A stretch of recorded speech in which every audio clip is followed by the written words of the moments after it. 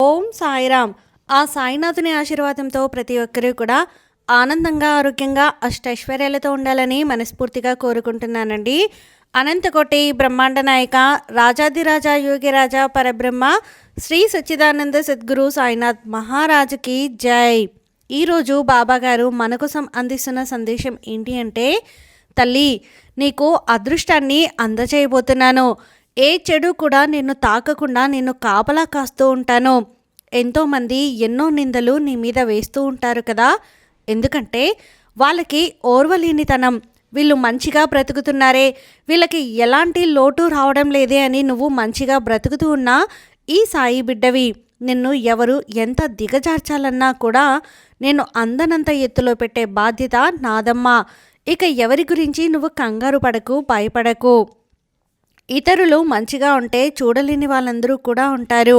అలాంటి వాళ్ళందరికీ కూడా నువ్వు చెంప చెల్లుమనేలా బ్రతికి గొప్ప జీవితాన్ని చూపించాలి, చూడాలి. అలాంటి జీవితాన్ని, అదృష్టాన్ని నేను నీకు ప్రసాదించబోతున్నాను తల్లి. నా బిడ్డలకు పూర్తిగా నేను వివరించాలి. బాబా చెప్పినట్లు నడుచుకొని గొప్ప అదృష్టాన్ని మీరందరూ పొందాలనేదే నా కోరిక. అయితే నేను ఈరోజు నీకు చెప్పాలనుకుంటున్నది నీ జీవితానికి అందనంత స్థాయిలో నిన్ను పెట్టే ఒక జీవిత రహస్యం. నా మాటలు వింటున్నావు కదా తల్లి, ఎందుకంటే కేవలం నీ కోసం నేను అందించేటటువంటి సందేశం ఇది. తప్పకుండా వింటావు కదా, తప్పకుండా విను తల్లి. నీకు ఒక మంచి వార్త చెప్పడానికే ఈరోజు నేను వచ్చానమ్మా. నువ్వు ఎక్కడున్నా సరే వెంటనే ఈ మాటలు, ఈ సాయి మాటలు విను. ఇది ఈ తండ్రి ఆజ్ఞ. ఇప్పుడు నువ్వు నీ మనసులో ఉన్న భారాన్ని తగ్గించుకోవాలని ఆరాటపడుతున్నావు కదా, అయితే అదంతా కూడా నాకు తెలుసు. ఆ విషయం తల్లి, నువ్వు పడుతున్న బాధ, కష్టం ఇవన్నీ కూడా నాకు తెలుసమ్మా. ఇకపై నువ్వు దేని గురించి కూడా బాధపడాల్సిన అవసరం అస్సలు లేదు.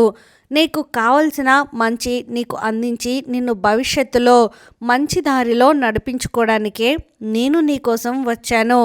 దేనికోసమో నువ్వు దిగులు పడాల్సిన అవసరం లేదు, ఆరాటపడాల్సిన అవసరమే లేదు. నువ్వు నాపై చూపే భక్తి, ప్రేమ నీకు మంచి చేస్తుందని గుర్తుపెట్టుకో.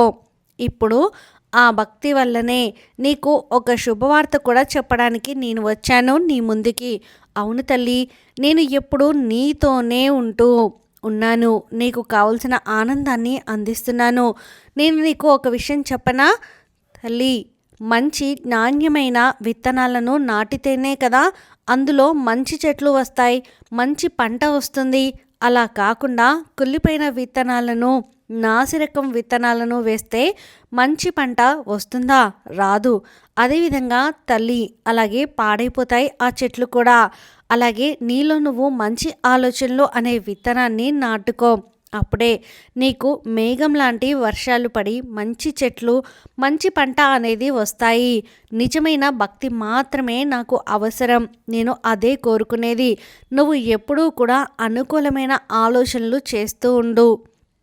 ఆ ఆలోచనలే నిన్ను మంచి స్థాయిలో నిలబెడతాయమ్మా. ఇక ఏదైనా సరే నిన్ను ఎవ్వరూ అందుకోలేనంత ఎత్తులో నేను నిలబెడతాను కదా. నీకు నేను ఎప్పుడూ అండగా ఉంటాను. బాబా, నువ్వే నాకు దిక్కు అంటున్నావు కదా, అందుకే నేను ఎప్పుడూ కూడా నీ పక్కన బలంగా మారి నీ పనులన్నిటిలో కూడా నువ్వు విజయం సాధించేలా చేస్తానమ్మా. నువ్వు ఏ పని చేసినా సరే, అది నువ్వు చేసే ఉద్యోగమా, లేకపోతే చదువా, వ్యాపారమా, లేకపోతే ప్రమోషన్ల కోసం ఆరాటమా, పెద్ద బిజినెసా, ఏదైనా సరే నీకు నేను పక్కా బలంగా ఉంటాను. ఎప్పుడూ నీ వెంటే నడుస్తూ ఉంటాను. నీకు అన్ని శుభాలు కలిగేలా ఆశీర్వదిస్తాను. ఈ సాయి తండ్రి, నువ్వు ఇకపై దిగులు చెందాల్సిన అవసరం లేదమ్మా. ఇక నువ్వు ఏదైతే అనుకుంటున్నావో, నీ మనసులో ఏదైతే తలుస్తూ ఉన్నావో అదే నీకు నేను జరిపిస్తాను కదా. ఇక ఇది ఈ సాయి సత్యవాకు తల్లి. ఇది ఎప్పుడూ కూడా నీకు నేను మంచే చేస్తానని నీకు కూడా తెలుసమ్మా. నీకు మంచే చేస్తానని, నేను ఎప్పుడూ కూడా మంచే చెయ్యాలని ఆరాటపడుతుంటావు కదా. అదేవిధంగా కేవలం నీకు ఈ విషయాలు చెప్పడానికే నీ దగ్గరికి వచ్చాను. నీకైనది ఎవరూ కూడా నీ నుంచి లాక్కోలేరమ్మా.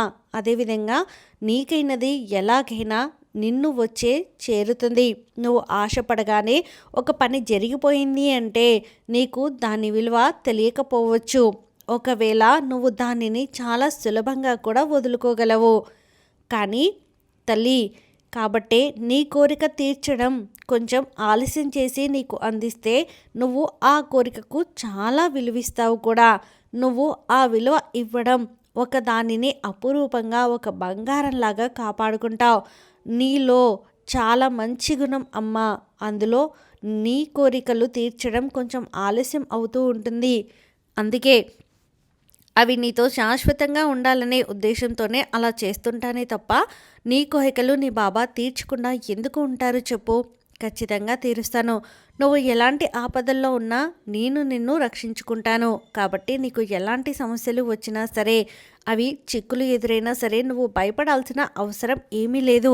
వాటి వలన నీ జీవితాన్ని వదిలేసి వెళ్ళిపోవద్దమ్మా. ఆ ఆలోచనను అస్సలు నీ మనసులోకి రానివ్వకు.